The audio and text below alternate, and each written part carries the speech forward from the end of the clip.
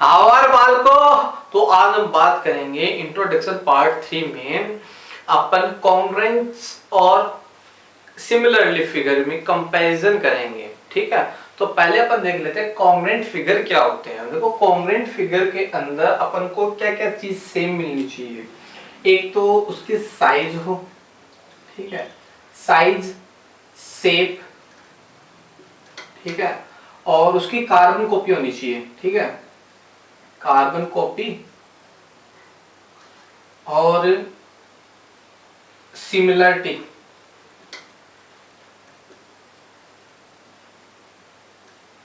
Similarity भी होनी चाहिए। ठीक है, इतनी सारी चीजें अपन को सेम मिलनी चाहिए, तब अपन उसको क्या बोल देते हैं, कॉन्ग्रुएंट फिगर बोल देते हैं। ठीक है, अब एग्जांपल 4 जैसे समझो आप, ये एक ट्राइंगल अपने पास है ना। अब इस ट्राइंगल के जस्ट एक और ट्राइंगल है इस तरीके का।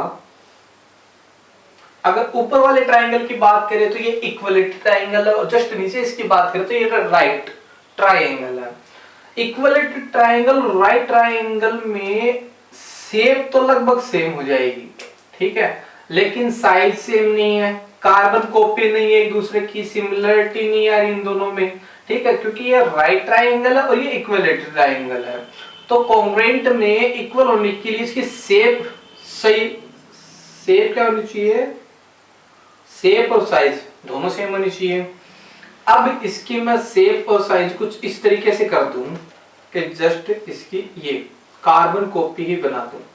तो ये कार्बन कॉपी क्या करें अपन, इसको उठाकर जस्ट इसके ऊपर रख दिया गया, यानी ये सेकंड ट्रायंगल को उठाकर फर्स्ट ट्रायंगल के ऊपर रख दे तो बिल्कुल ये सेम, यानी एक ही ट्रायंगल अपन को नजर आना चाहिए, दो ट्रायंगल अपन को नजर नहीं आने चाहिए। यानी जो अपन बोलते हैं सुपरपोज, जिसको अपन बोलते हैं सुपरपोज, सुपरपोज बोलते हैं। तो ये सुपरपोज के स्थिति है, सुपरपोज की जो सिचुएशन होती है उसमें भी ये काम करना चाहिए, तो उसको बोल देते हैं अपन कॉन्ग्रुएंट फिगर। अब सिमिलर फिगर किसको बोल देंगे, सिमिलर फिगर होगा भैया ज्यादा कुछ नहीं, इतना खास नहीं है। सिमिलर फिगर में ओनली फॉर शेप है जो अपनी वो सेम होनी चाहिए, सिमिलर फिगर में ओनली फॉर शेप है वो अपनी वो सेम होनी चाहिए बस, और कुछ भी अपन को नहीं मांगते। यानी यूं मान लो आप एक कॉन्ग्रुएंट फिगर है ना, तो वो एक सिमिलर फिगर भी होगा, बट एक कोई सिमिलर फिगर है तो वो एक कॉन्ग्रुएंट फिगर हो सकता है और नहीं भी, है ना। जरूरी नहीं है कि वो कॉन्ग्रुएंट फिगर बन जाएगा, लेकिन एक कॉन्ग्रुएंट फिगर है तो वो 100% डेफिनेटली सिमिलर फिगर आपका होगा। समझ रहे हो आप कि कॉन्ग्रुएंट फिगर और सिमिलर फिगर में क्या डिफरेंस है। शेप क्या होगा, सेम। अगर ये इक्वलिटी ट्रायंगल है तो ये भी equality triangle low, but size अगर अलग अलग हो ना, इसकी 2 सेंटीमीटर है तो इसकी 4 सेंटीमीटर हो, इसकी 3 सेंटीमीटर तो इसकी 6 सेंटीमीटर हो, इसकी 4 सेंटीमीटर तो इसकी 8 सेंटीमीटर हो, चाहे ये हो सकता है आपका। साइज सेम अलग अलग हो सकते हैं आपके, लेकिन शेप इनकी सिमिलर होनी चाहिए। ऊपर वाला भी इक्वलिटी ट्रायंगल है तो नीचे वाला भी आपका इक्वलिटी ट्रायंगल ही होना चाहिए। अब आगे बात कर लेते हैं सिमिलर फिगर में, जो सिमिलर फिगर की दो रूल होते हैं, या फिर यूं मान लो इनके सिमिलर फिगर के कुछ क्वालिफिकेशन होते हैं, फिर क्वालिफाई होते हैं, फिर यूं मान लो कुछ क्वालिटी होती है, ठीक है ना। तो इनकी क्वालिटी अगर भी अपन देख ले कुछ दो टाइप की, तो क्वालिटी में क्या बोलता है कि the corresponding angle are equal. तो इनके जो दो सिमिलर फिगर होंगे, ठीक है ना, कोई भी अगर सिमिलर फिगर होंगे तो उनके कोरेस्पॉन्डिंग जो एंगल होंगे, कोरेस्पॉन्डिंग कैसे, इसका एंगल अप है तो इसका एंगल भी अप है, ठीक है, और इसका एंगल क्या है लेफ्ट हैंड साइड में तो इसका एंगल भी लेफ्ट हैंड साइड में, इसका एंगल राइट हैंड साइड में तो इसका भी एंगल राइट हैंड साइड में। ये तो हो गया कोरेस्पॉन्डिंग इस तरीके से। तो जो भी कोरेस्पॉन्डिंग एंगल होगा उनका जो मेजरमेंट होगा वो भी इक्वल होगा। जैसे ये 30 डिग्री का है तो ये भी 30 डिग्री का ही होगा, ये 40 डिग्री का है तो ये भी 40 डिग्री का ही होगा, और ये फिर 110 डिग्री का है तो ये भी 110 डिग्री का ही होगा, ठीक है ना। तो इस तरीके से इसके कोरेस्पॉन्डिंग एंगल भी इक्वल होंगे। फिर आ जाता है एक प्रोपोर्शनल रूल, जो क्या बोलता है कि their corresponding sides are in the same ratio, ठीक है, वो सेम रेशियो में होने चाहिए। रेशियो का मतलब यहाँ पर देखो 2/4 साइड कोरेस्पॉन्डिंग लेनी है, साइड कोरेस्पॉन्डिंग लेनी है, ठीक है ना, कोरेस्पॉन्डिंग साइड लेनी है अपन को, तो 2/4 और इनके जो भी 2/4 आ गया, यहाँ पर 3 इस वाले साइड की बात कर ले कोरेस्पॉन्डिंग तो 3/6 और इक्वल नीचे वाली साइड की बात कर ले तो 4/8, तो 4/8, ठीक है। तो ये तो 2 से गया तो ये क्या गया 1/2, ये 3 से गया तो 1/3 1/2 और ये 4 से गया, 4 से कट हो रहा है तो 1/2। चारों के जो प्रोपोर्शनल रूल अपना वो लागू हो रहा है, यानी इनके रेशियो है वो इक्वल आ रहे हैं, और इस रेशियो के इक्वल होने को ही अपन क्या बोल देते हैं, प्रोपोर्शनल रूल बोल देते हैं, प्रोपोर्शनल रूल बोल देते हैं, ठीक है। ये प्रोपोर्शनल रूल अपने इसके अंदर अप्लाई होते हैं सिमिलर फिगर के अंदर। अब सिमिलर फिगर में अपन एक चीज और देख लेते हैं, इन सिमिलर फिगर के बेस पर यू या फिर यू मान लो इस सिमिलर फिगर के क्वालिटी है जो प्रोपोर्शनल रूल अपना उसको अपन प्रूफ कर देते हैं। अगर आप 10th क्लास में हो तो आपके लिए ये प्रूफ वाली चीजें कोई इतनी जरूरी नहीं है, ठीक है ना। आपके एग्जाम में ये प्रूफ कभी नहीं पूछा जाएगा कि इसको प्रूफ करके बताएं, ठीक है। कोई एसएससी का या फिर कुछ भी कोई बंदा तैयारी कर रहा है उसके लिए जरूर मिलेगी ये चीजें, उसके लिए जरूर है।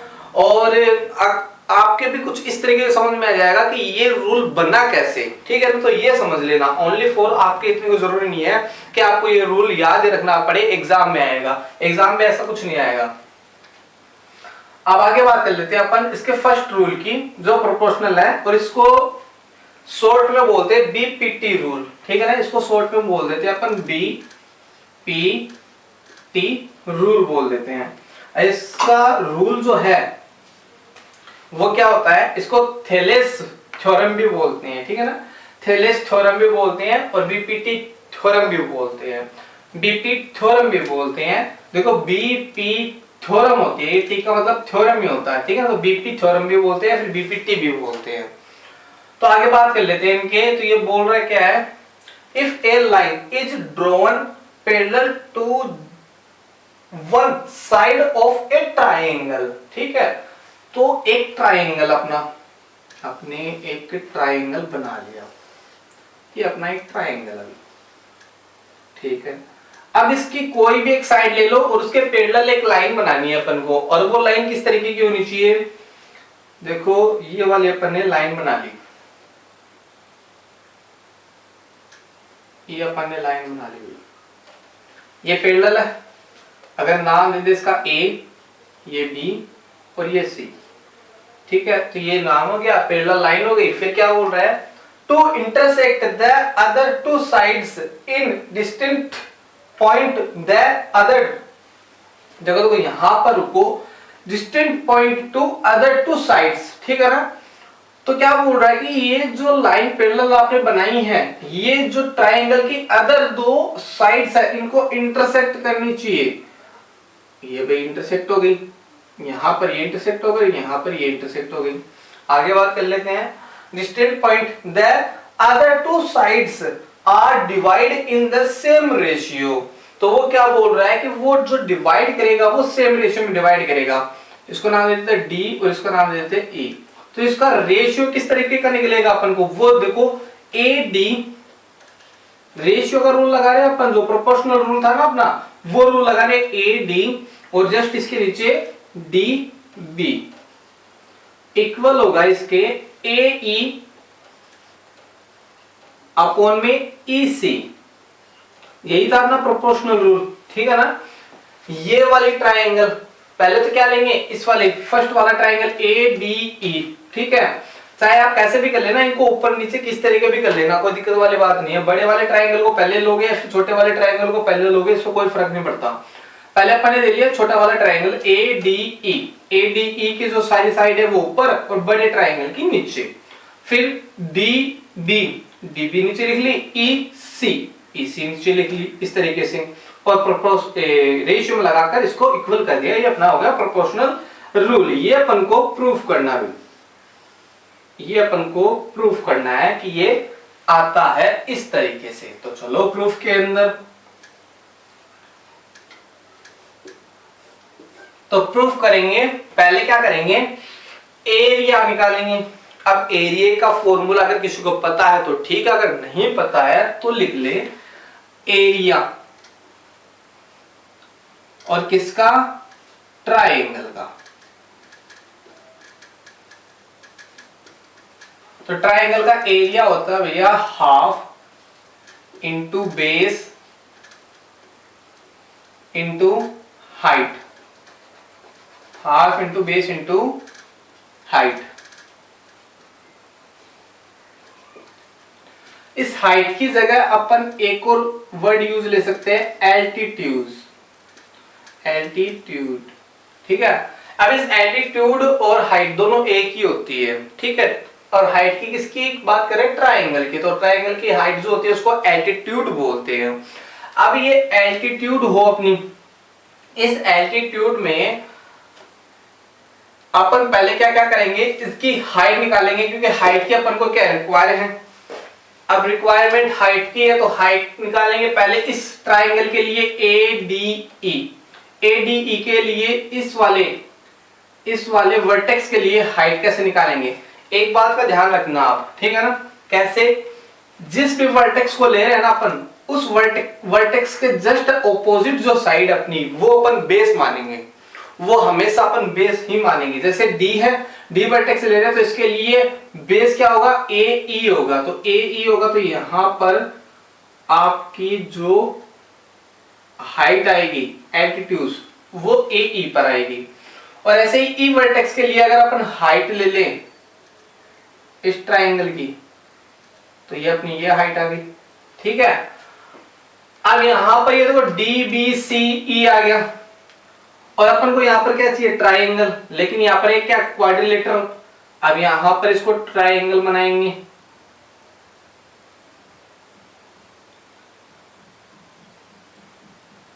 ये ट्राइंगल बन गया अपना इस तरीके से।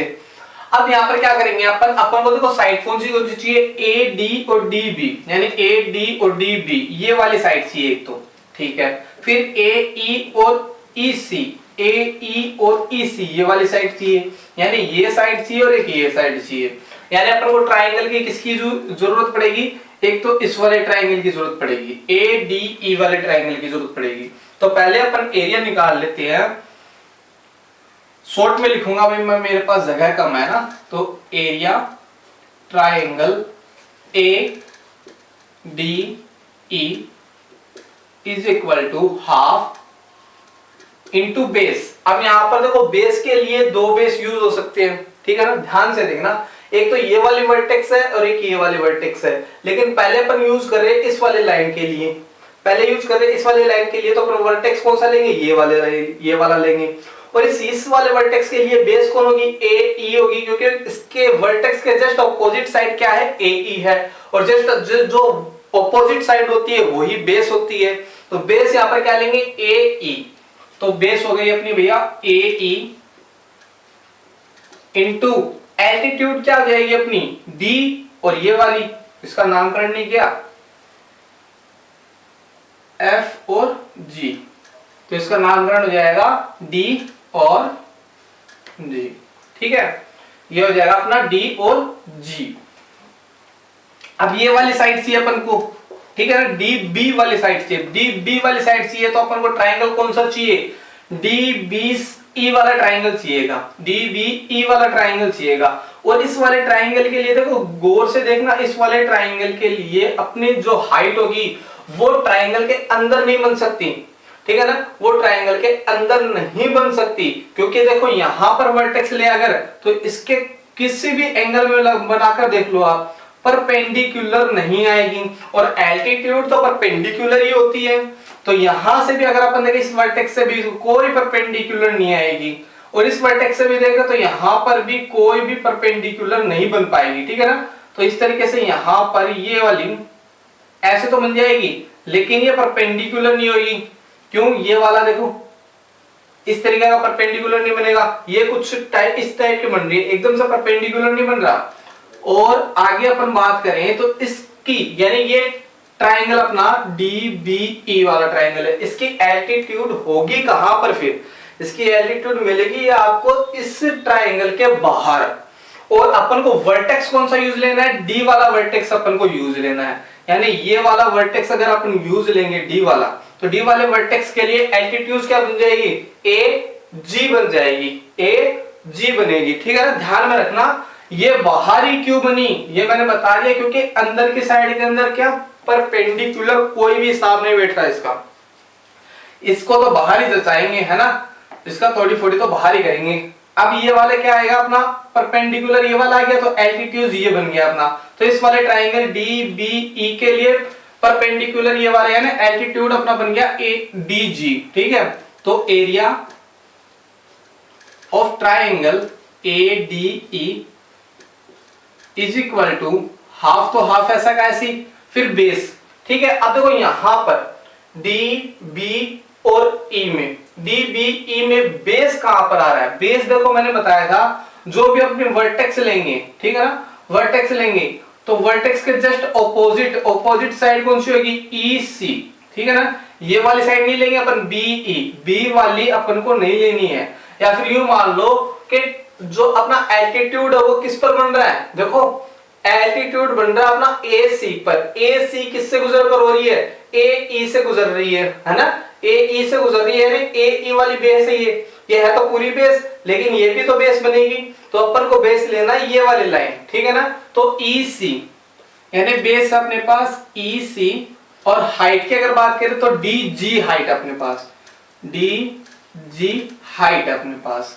अब आगे बात करते हैं एरिया ऑफ ट्राइंगल। अब अपन ट्राइंगल इस वाले लाइन की तो पूरी बात कर लिया अपन ने, दोनों लाइन आ गई अपने पास, AG भी आ गई और DGB भी आ गई। अब इस वाले लाइन की अगर बात करेंगे अपन, इस वाले लाइन की बात करें अपन तो AE, ठीक है, AE चाहिए अपन को, यहाँ के लिए देखो ये AE चाहिए, तो AE चाहिए तो इस वाले ट्राइंगल में अपन वापस जाएंगे और इस वाले वर्टेक्स का यूज करेंगे। तो इस वाले वर्टेक्स का यूज करेंगे तो वापस गए इस वाले ट्राइंगल में ADE और इक्वल टू हाफ। देखो कॉम्प्लिकेटेड तो है थोड़ा सा, लेकिन थोड़ा ध्यान लगाओगे तो समझ में आ जाएगा। हाफ इंटू इसका देखो बेस क्या बनेगा, जस्ट इसके वर्टेक्स के ऑपोजिट साइड यानी AD बनेगा, AD बेस हो गया, और इसकी जो हाइट होगी या फिर मान लो एल्टीट्यूड होगी वो क्या होगी, EF एल्टीट्यूड हो जाएगी, ठीक है भाई। फिर एरिया कौन सा चाहिए अपन को, EC वाला चाहिए तो EC यानी ये वाली साइड चाहिएगी और ये वाली साइड चाहिएगी, तो ट्राइंगल क्या बनेगा अपन DEC लेंगे। अब अपन ट्राइंगल क्या लेंगे, DEC लेंगे इस तरीके से, तो DE और C is equal to half. अब बेस की बात कर ले यहां पर, तो देखो यहां पर बेस, इसके लिए भी ट्राइंगल जो एल्टीट्यूड होगा वो बाहर बनेगा, इसके लिए भी एल्टीट्यूड बाहर बनेगा, और एल्टीट्यूड बनेगा कौन सा, EF वाला एल्टीट्यूड बनेगा, क्योंकि वर्टेक्स अपन को यही चाहिए, EF वाला बनेगा, तो EF आ गया, बेस तो ये आ गया। अब हाइट की बात कर ले, एल्टीट्यूड की बात कर ले, सॉरी EF बेस नहीं आया अपना, बेस तो अपना क्या आएगा, ये वाली हाइट है, ठीक है, ये वाली अपनी हाइट है, एल्टीट्यूड है, और एल्टीट्यूड बन रही किस पर है, AB पर बन रही है। AB अपनी क्या है, बेस है, AB बेस है तो DB भी बेस होगी अपनी, तो DB बेस है, DB बेस है। और जस्ट देखो इस पर रूल भी लग रहा है कि ये वाला वर्टेक्स लिया था, इस वर्टेक्स के जस्ट ऑपोजिट जो साइड है ये वाली है DB, ठीक है ना, DB है। अब बात कर लेते हैं इसके हाइट की, एल्टीट्यूड की, तो वो आ जाएगी अपने पास EF, ये आ गई अपने पास EF। अब इनको भाई इक्वेशन दे दो, नाम फर्स्ट, सेकंड और थर्ड और ये फोर्थ, ये अपने पास 4 इक्वेशन आ गई। अपन क्या करेंगे अब, from equation first, second, third and fourth, ठीक है। तो इक्वेशन फर्स्ट, सेकंड, थर्ड और फोर्थ से देखेंगे अपन। अब इसमें क्या देखना अपन को कि इनको रेशियो में लेना, अपन को रेशियो में लेना ए डी और डी बी। ए डी कहां पर आ रहा अपना, ये आ रहा ए डी और डी बी, ये वाला आ रहा है, यानी इन दोनों को अपन को क्या करना है, रेशियो में लेना है, इन दोनों को रेशियो में लेना है, ठीक है। और फिर और किसको रेशियो में लेना, ए ई और ई सी। ए ई ये रहा अपना और ई सी ये रहा अपना, यानी इनको भी क्या करना है, रेशियो में लेना है, ठीक है। तो area of triangle A D E upon area of triangle A D, area of triangle A D, ये वाला कौन सा लिया था अपन ने, ये यहां पर मैंने सेम लिख दिया है ना गलती से, ई सी वाला लिया था, ई और सी, ई सी ये, ठीक है। और ट्राइंगल ये वाला लिया था मैंने डी बी और ई, डी, यहां पर गलती है हुई, डी बी और ई, ये वाला ट्राइंगल लिया था मैंने, ठीक है ना। तो ट्राइंगल हो गया मेरे पास यहां पर डी बी और ई वाला ट्राइंगल हो गया। अब आगे बात कर लेते हैं इसके इक्वल में। ऊपर वाला क्या है, half into A E into D G upon में half into E C into D G, ठीक है। हाफ से हाफ कैंसिल, एक तो ये वाला हाफ से हाफ कैंसिल, डी जी से डी जी कैंसिल, अपने पास बच गया क्या, अपने पास आ गया area of triangle A D G, इसी तरीके से area of triangle D B C, D B E is equal to A E upon E C, ठीक है। ये आ गया अपने पास। अब जस्ट इसके ऊपर वाला एक ये वाला भी था ना, ये दोनों को अपन प्रोपोर्शनल करना था। एक तो ये इक्वेशन आ गई अपने पास, इसको मान लेते हैं थर्ड इक्वेशन, सॉरी इसको फिफ्थ इक्वेशन माननी पड़ेगी, फोर्थ तक आ गए अपन और फिफ्थ इक्वेशन आ गई अपनी।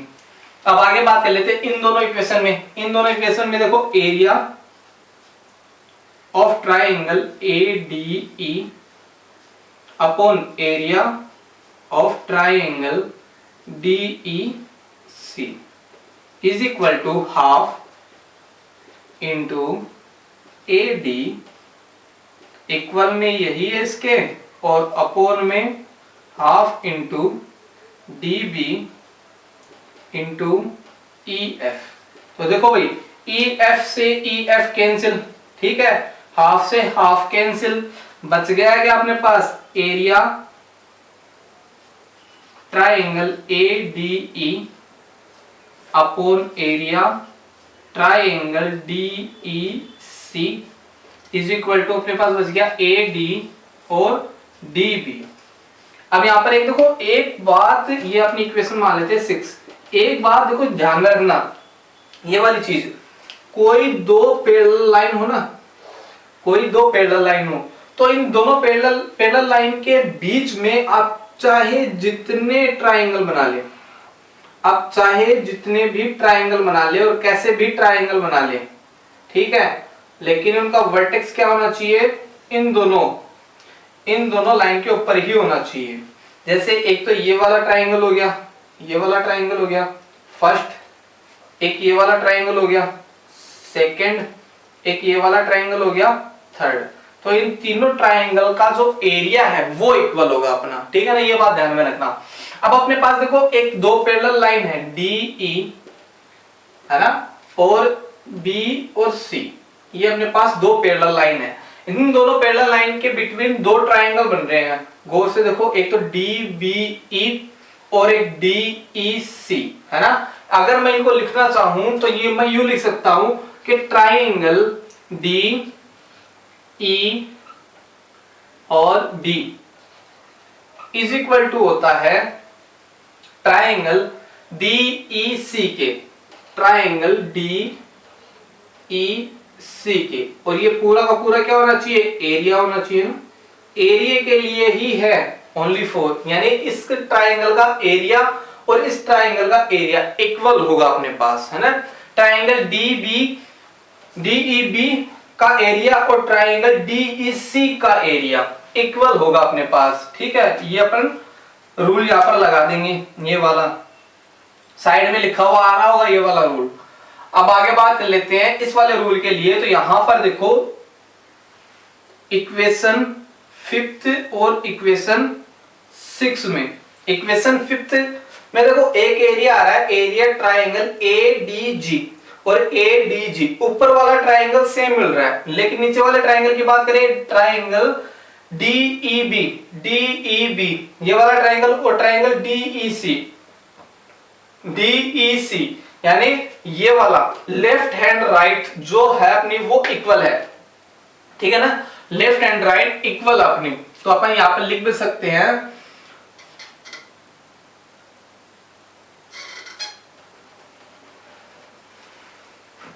देन ये वाला एरिया इक्वल है तो इसके राइट हैंड साइड भी क्या हो जाएगी, इक्वल हो जाएगी, ठीक है। तो AE upon EC is equal to AD upon DB, और इसका रीजन क्या हो जाएगा, अपना जो ट्राइंगल है DEB वो इक्वल होगा ट्राइंगल DEC के, ठीक है। और जो इसका सेंटेंस बनेगा, थ्योरी बनेगी, वो यहां पे लिख देना आप, जो साइड में लिखी हुई आपको मिल जाएगी। अब आगे बात कर लेते हैं इसके। ये वाला अपने पास इक्वल हो गया। अब इनमें क्या करेंगे, दोनों साइड पर लेफ्ट हैंड और राइट हैंड साइड में दोनों तरफ अपन 1 1 ऐड कर देंगे, ठीक है। तो यहां पर अगर अपन 1 1 ऐड करें तो AE upon EC plus 1 is equal to AD upon DB plus 1। तो इसमें अगर ऐड करेंगे तो AE प्लस EC अपॉन में EC is equal to AD, LCM लेंगे भाई, इसका एलसीएम लेकर करेंगे, इतना तो आता ही है, DB, ठीक है। और फिर क्या करेंगे, AE और EC है क्या ये देख लेते हैं अपन, पहले इनको ऐड कर रहे हैं ना। AE अपन देखो डायग्राम में, फिगर में वापस चलो, AE और EC, AE और EC को मैं बोल सकता हूं AC, सीधा बोल सकता हूं AE EC को AC, तो मैं यहां पे लिख दूंगा सीधा AC upon EC is equal to AD plus DB, AD plus DB, यहां पर देखो AD प्लस DB, तो AD प्लस DB, तो इसको मैं सीधा लिख सकता हूं AB, तो मैंने सीधा लिख दिया AB अपॉन में DB, ठीक है, अपॉन में DB। अब देखो मेरे दोनों के दोनों रूल यहां पर अप्लाई हो रहे हैं। अब देखो आप किसी भी टाइप से कर सकते हो, एक तो ये वाला यहां पर अपना देखो, यहां पर अपना जो प्रोपोर्शनल रूल है ना, उसको थोड़ा सा डेवलपमेंट किया है मैंने आपको कुछ और समझाने के लिए। एक है ना, एक बात यहां पर देखो AE अपॉन EC ये रहा था अपना, देखो AD upon DB, AD upon DB, यहां पर तो अपना प्रोपोर्शनल रूल अप्लाई हो गया था, यहां तक तो अपना प्रोपोर्शनल रूल आ गया था बिल्कुल फिट। अब आगे क्या, मैंने एक चीज और की, इसमें ऐड 1 1 और किया। क्यों किया, थोड़ा सा और इसको ये पैंतीचा है ना, इसको थोड़ा सा इजी बनाने के लिए। अब देखो यहाँ पर ये क्या बोल रहा है, AC यानी ये वाली बात और ये वाली बात बिल्कुल ट्रू है, दोनों की दोनों बात ट्रू है, यहाँ पर कोई भी फॉल्स नहीं है। अब यहाँ पर अगर बात करें AC है कौन, AC है जो अपना बड़ा वाला ट्राइंगल है, इस बिग ट्राइंगल की वन साइड है, ठीक है। और AB कौन है, AB है इस बड़े वाले ट्राइंगल की वन साइड, ठीक है भाई। और EC क्या है, EC यहाँ पर देखो E और C, EC है अपने वाले जो छोटा वाला ट्राइंगल है, इसके जो अदर साइड और छोड़ दो EC, ये वाली चीज मिल जाएगी आपको और ये वाली चीज मिल जाएगी, यानी बड़े ट्राइंगल की साइड भी ले सकते हो आप, ठीक है ना। यूं नहीं है कि ये वाला साइड एरिया ओनली फॉर और आप सीधा लिख दोगे, तो आप बड़े वाले ट्राइंगल की साइड लेकर और फिर उसमें डिवाइड भी कर दो ना ये, तो भी आपका प्रोपोर्शनल रूल लागू होगा, प्रोपोर्शनल रूल उस पर भी अप्लाई होगा। समझ में आ रही है बात? दोबारा देख लो एक बारी। ए सी अपने बड़े ट्राइंगल की साइड है और ए भी अपने बड़े ट्राइंगल की साइड है, यानी अपन बड़े ट्राइंगल की साइड लेकर भी उसमें जो छोटा ट्राइंगल अपना उसकी जो साइड बच जाती है वो साइड का भी अगर अपन इसमें डिवाइड कर देते हैं तो भी अपना प्रोपोर्शनल रूल बिल्कुल ट्रू रहता है, यहां पर अप्लाई होता है, काम होता है ना। इसी तरीके से अपन और भी चीजें काम ले सकते हैं। अब थ्योरम 6.2 की बात कर लिया अपन, इसको थोड़ा सा मिटा देता हूं मैं।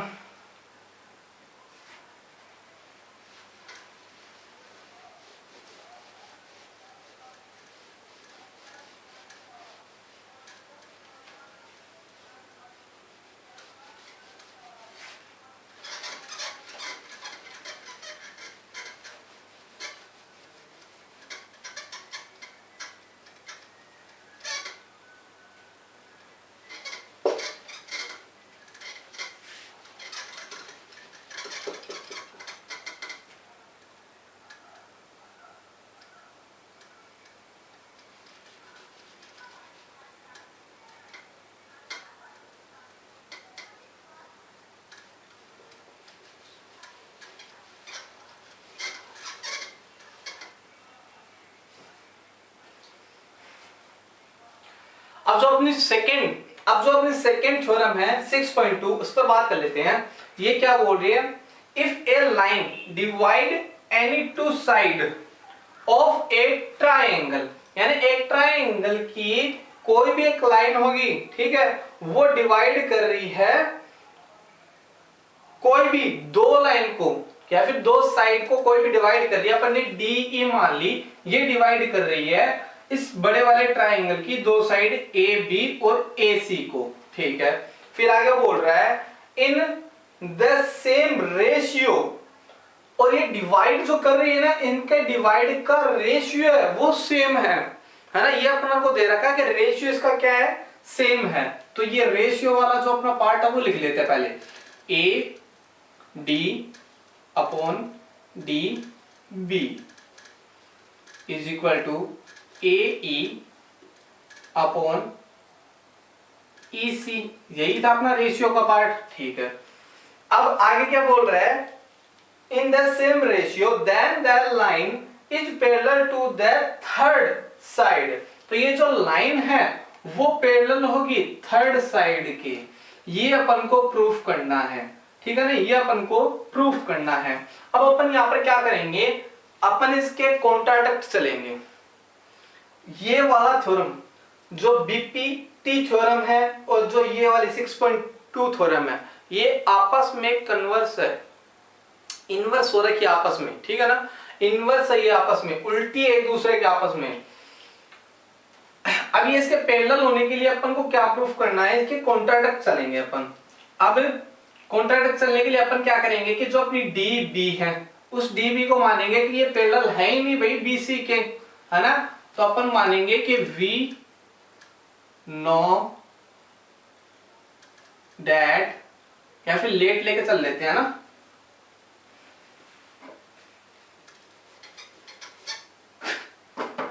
तो अब अपन मान के चलेंगे let that DE is not parallel to BC,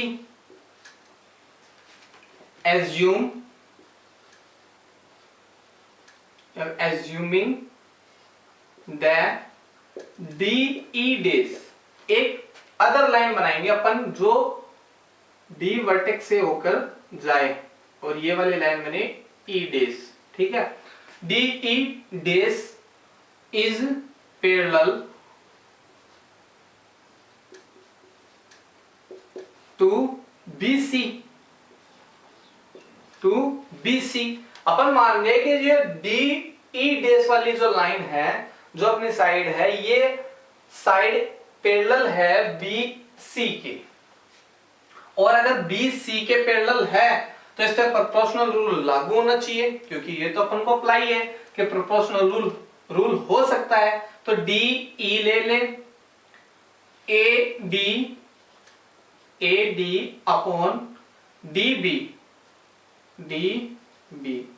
is equal to A E days upon E डेस सी। प्रोपोर्शनल रूल लागू हो गया यहां पर, और प्रोपोर्शनल रूल लागू होने पर यहां पर देखो ये इक्वेशन फर्स्ट एंड ये इक्वेशन सेकंड है अपने पास, ठीक है। अब दोनों इक्वेशन में अगर अपन बात करें, तो इनका कंपैरिजन करो, देखो ये लेफ्ट हैंड साइड देखो बिल्कुल इक्वल है, ठीक है। तो from equation first and second, equation first में लेफ्ट हैंड इक्वल है तो राइट हैंड भी क्या कर लेंगे अपन, इक्वल कर लेंगे, तो राइट हैंड साइड भी इक्वल हो जाएगी। तो ए ई ऊपर वाली ले लेते हैं पहले अपन, A E upon E C is equal to, फिर नीचे वाली ए ई डेस अपॉन ई डेस और सी, ये आ गई अपनी, ठीक है। अब यहां पर इसमें क्या कर देंगे, दोनों साइड 1 1 ऐड कर देंगे, तो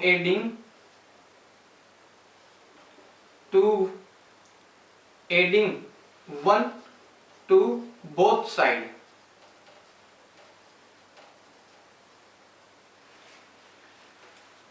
A E upon E C plus 1 is equal to A E days upon E days C plus 1, ठीक है।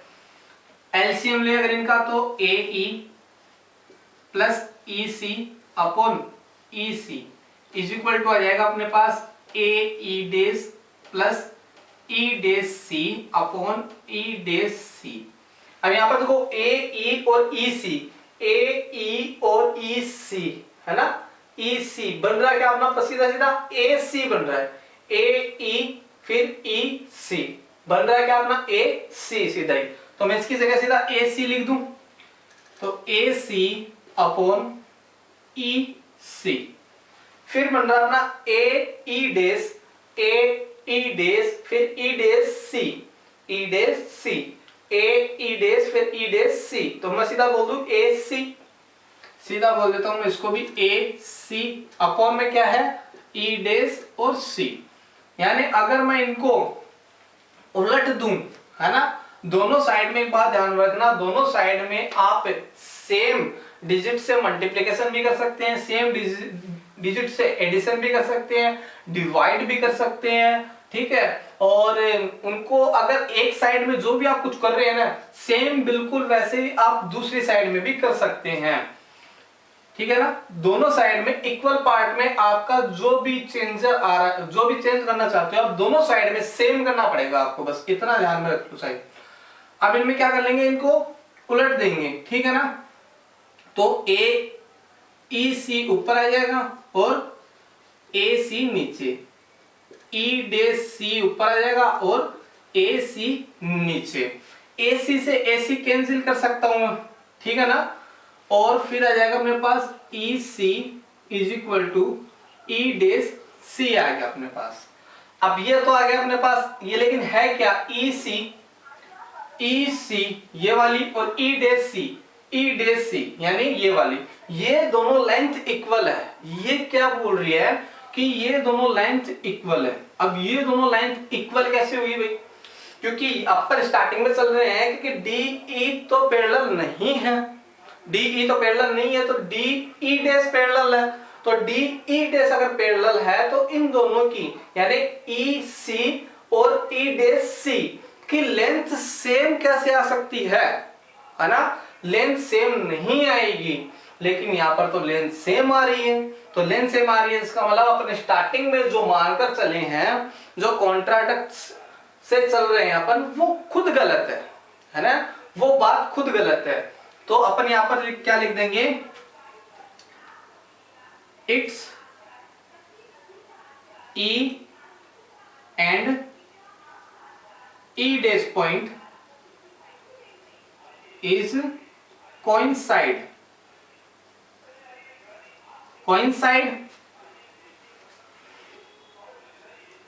तो we कॉन्ट्राडक्ट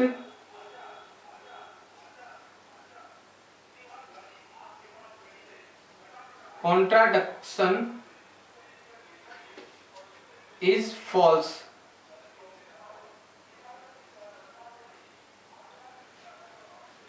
We say that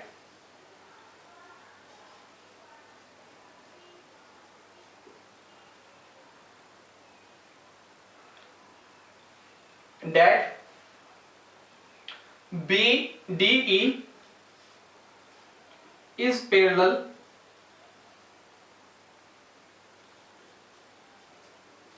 to BC, that is DE parallel BC।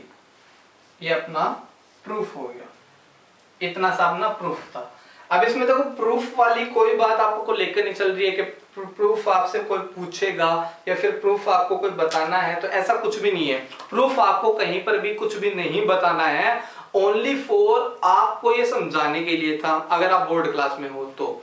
और अगर एसएससी की तैयारी कर रहे हो तो आपके लिए थोड़ा ये इंपॉर्टेंट है, ठीक है ना। कभी कभी कहाँ यहाँ से कुछ ना कुछ कोई ना कोई क्वेश्चन पूछ लेता है।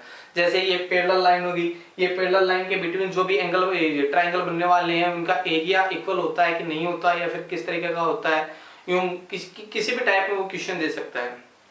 तो कुछ ऐसे टाइप के होते हैं, इसलिए आपको करवाना जरूरी था।